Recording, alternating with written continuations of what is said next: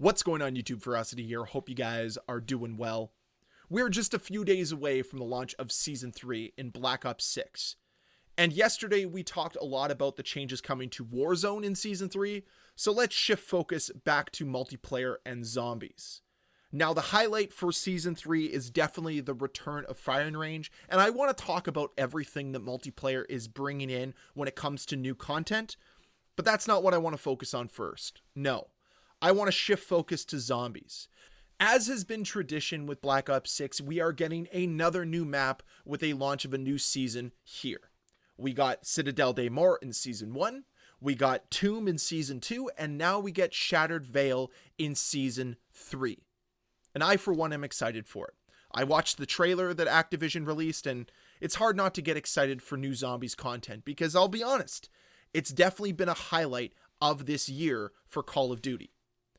It's disappointing to see zombies kind of get pushed on the back burner over the last few years, but it's nice to see that Treyarch is definitely putting an emphasis on more zombies content to satisfy this community. It's been great. But not only are we receiving a brand new map, we're also bringing back a fan favorite perk, Double Tap, which increases your rate of fire as well as increases your recoil, but it's a really fun perk to use and helps you out in some of those higher rounds. I am glad they're bringing it back.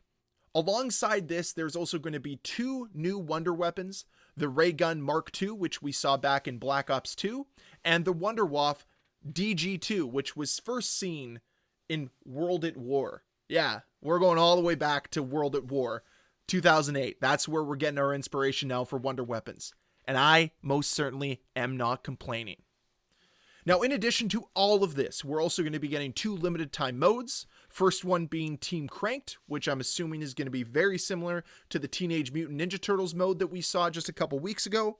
And then a new mode called Zombie Snacks. No idea what that's going to be, but we'll have to wait and see. Lastly, a new field upgrade, Frost Blast, is also going to be coming in season for us to use. I'm assuming it's just going to freeze the zombies and make them extremely easy to take out. So that's what's coming to Season 3 for zombies. And like I said, I'm looking forward to it. I'm probably going to hop into zombies first just to get a feel for this brand new map. Looking forward to it. Let's shift over to multiplayer now, as we are getting a ton of new content for multiplayer as well. 6 brand new maps, a few new modes, some new perks, and of course a brand new score streak. But the question that I have about these maps, are they going to be any good? Yeah, they're bringing back firing range, and we're going to be able to play it on day 1, April 2nd, and I'm excited for that, for sure. It's a classic map. Now, would I prefer them to remaster a map we haven't seen before, like they did with both Grind and Hacienda? 100%. I'd love for them to remaster Grid, or Radiation, or Launch. All of those would be fantastic. I don't know why they don't do it, but they don't. Nonetheless, we're getting firing range, and I am somewhat excited for it. But I am disappointed to see that one of these maps already is a variant. Yes, that's right. The variants are coming back. We saw a ton of variants in MW3. Most importantly, a ton of variants for shipment, something that I did criticize Sledgehammer Games for.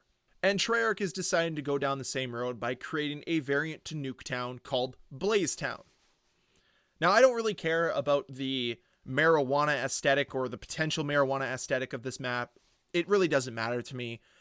What disappoints me more is that we're only in Season 3 and we're already going down the variant path. Instead of trying to create new maps, we're just creating more variants. I mean, we saw it with Season 1 and the Christmas Nuketown map.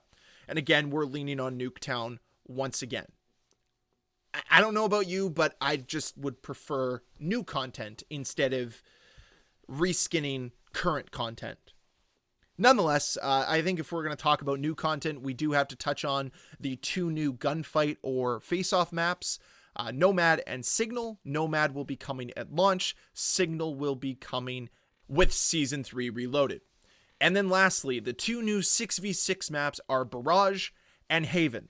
Barrage coming at the start of Season 3, and Haven being part of Season 3 Reloaded. And I don't really know much about Barrage, but I'm already extremely concerned about Haven.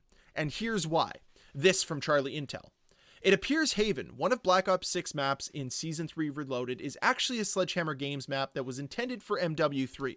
The minimap shown is MW3 art style. We previously reported that some MW3 maps were put on hold to release in Black Ops 6 instead. Now, this isn't necessarily a problem in a vacuum, but when we think of the core differences between MW3 and Black Ops 6, it's the movement. This map was designed to incorporate movement for MW3, not for Black Ops 6. And I don't know if you guys know this, but it is the end of March. Why, if a map was prepared for last year, in 2024, is it only now being released in late March? Did they not have enough content for Season 3, and they needed to shove this map that wasn't designed for this game into this season to make it seem like there was more content? That's how it feels right now. Because I'll be honest, there is definitely a difference between the Omni movement system and the movement system that was present in MW3. So it begs the question, is a map designed around MW3's movement mechanics going to play well with Black Ops 6 mechanics? Guess we'll find out. It just really doesn't inspire a lot of confidence that Season 3 is going to raise the level of Black Ops 6. If anything, it's just going to maintain it at the same consistent level that we've seen so many times before. Now, it is frustrating to be in this state because, again, it's great to see all this content, but I'm always somebody that would say quality over quantity, and unfortunately, slamming a map created for last year's game into this game is feeling like they're focused more on quantity than quality.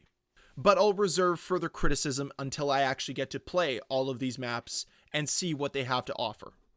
But not all the content that's coming to Season 3 of Black Ops 6 is bad. No, we have some great returning game modes in Sharpshooter and Demolition that make their debut at launch. I love Demolition. I remember playing it on MW2 way back in 2009. One of my favorite game modes, and I'm pumped to play it again here in Black Ops 6. We're also going to be receiving joint operations in season, which I'm assuming is combining with Blazetown because we gotta stay consistent on the marijuana theme because it's a bunch of children that run Call of Duty. Haha, weed's so funny. 420 Blaze it. I guess it's just not for me. I'm not their target audience. That's fine. Anyways, let's move on. Let's talk about the two new perks that are coming to Season 3 of Black Ops 6. The first perk, which is available at launch, is called Close Shave, which automatically uses your dedicated melee weapon instead of your butt end of your weapon when performing a melee attack. And then the second one is Vendetta. On respawn, mark your killer's last known position for a short duration. Vigilance perk counters it. Now, for me personally, neither of these perks are very interesting. It feels like they're just adding things for the sake of adding them, bloating the game with more perks, but maybe they'll find use for you, just not for me. Speaking of bloat, though, we have 6 new weapons coming to the game. Obviously, we've talked already about the Kilo, the AMAX, the HDR coming back to bring back Warzone. Those are all going to be available at launch for Season 3. We also get the Kali Sticks, which is a melee weapon, which will be available at launch, but they're part of an event reward. The Ladra, which is an SMG. Once again, it'll be part of an event. And the Nail Gun, which is an in-season weapon that you can earn through another event. There's already a lot of guns in this game. Again, I just feel like we're constantly adding more content for the sake of it without wondering if it's content that actually makes the game better or not. Maybe people like the increased variety, but I feel at some point all the guns just start playing the same and you kind of lose some of that variation. But that's my personal opinion. If you're paying attention there, you probably noticed that I mentioned some of these weapons are going to be available to unlock in events. The only events they have listed here on the roadmap are the Black Ops Tribute, which we'll talk about in a second, Blaze of Glory, and Got Your 6. So I'm assuming the Blaze of Glory event is to usher in all of the 420 marijuana stuff. You guys know how I feel about that already, so I'm not going to be super excited about it. But when it comes to the Black Ops event, this is where, again, I need more information. I'm not just going to base it off of what we see here on the screen, but it feels underwhelming again. It feels like we're doing the same thing over and over and over again, where we're just kind of half-assing events for the sake of adding more content to the game. I will say it's nice to see that they're at least giving us an operator as a reward, but I don't know if it really makes me super excited to hop into Black Ops 6 just to enjoy this event. And that's how I really feel in general when it comes to the events we've seen so far in Black Ops 6. None of them have been really that memorable, and I really think they could just do a lot more with it. Maybe the Blaze of Glory event is finally when they create an event that's worthwhile playing and somewhat memorable as well. One last note, because I did forget about it, the Death Machine is coming back as a score streak. Yes, I'll give you time to cheer emphatically for the return of it, because I'm sure you were all waiting on pins and needles for its return. Okay, now that that's over, let's talk about my overall feelings when it comes to Season 3 of Black Ops 6. I knew going into this, they were going to be fighting an uphill battle because of the return of Verdansk and how much focus there has been with its return. And there is definitely a focus with Warzone being the highlight of Season 3. But you still have to deliver worthwhile content so it doesn't get overshadowed by Warzone. And this has been something that Call of Duty has not been able to figure out ever since Warzone's release. They have never been able to figure out a proper balance between multiplayer and Warzone. One always overshadows the other, which creates this imbalance of content, imbalance of quality, and I think we're seeing it here with Black Ops 6 in Season 3. The content is extremely underwhelming. A lot of it is just additional bloat, and it doesn't feel like they are adding anything tangible, anything memorable, anything that's going to resonate with longtime fans. We have an MW3 map coming into the game. Why? We have 2 new gunfight or face-off maps. Why? Just because we need more content?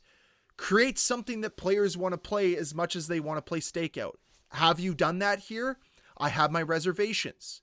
Barrage, is it going to be the same old that we've seen from the map design in Black Ops 6, or is it going to be elevated? Are we just going to try to survive off of the member berries and nostalgia of firing range? Is really a Nuketown variant what we needed at this stage of the game? I don't know. I guess all these questions will be answered. But when I'm looking at what they've delivered so far, what we know so far, I am woefully underwhelmed. We're adding 2 new perks that frankly do nothing. Kind of useless if you ask me. For the sake of adding new perks, we're adding a ton of weapons into the game for the sake of adding weapons. But does it make the gameplay better? That's the question we have to ask ourselves, and I don't think it's going to. Now, I'm ready to be wrong. I'm going into Season 3. I'm going to do my best to be open-minded, to roll with the punches in hopes of this game gripping me and never letting go. I want them to do that. I just have my reservations. Because right now, I'm way more persuaded to go and play Warzone than I am to play Black Ops 6. Because Warzone seems to be trying. Like I said in a video a couple days ago, there is a missing piece with Call of Duty right now, and that is passion. I don't see the passion here when it comes to Season 3's roadmap for Black Ops 6. I see some of that passion when it comes to what has been announced for Season 3 of Warzone and the return of Verdansk. That's how I currently feel. But I want to also hear from you guys. How do you currently feel about Season 3? When it comes to Black Ops 6, are you impressed? Are you disappointed? Are you underwhelmed? Are you overwhelmed? I'd love to hear your thoughts down below. And conversely, when it comes to Warzone, what do you think? High expectations, low expectations? Are they going to deliver? Are they going to fail? I want to hear all your thoughts down below in that comment section. I know we covered a lot today, so I am also curious for you guys to let me know what you're looking most forward to in Season 3 of Black Ops 6 and Warzone. Please let me know, comment down below. I'm going to be talking about some Ricochet changes in tomorrow's video in hopes of them actually doing some stuff to progress the Ricochet anti-cheat system forward. So stay tuned for that. And as always, guys, if you enjoyed this video, please hit that like button. If you want to see more videos from me, please hit that subscribe button. I'll see you guys next time. Bye.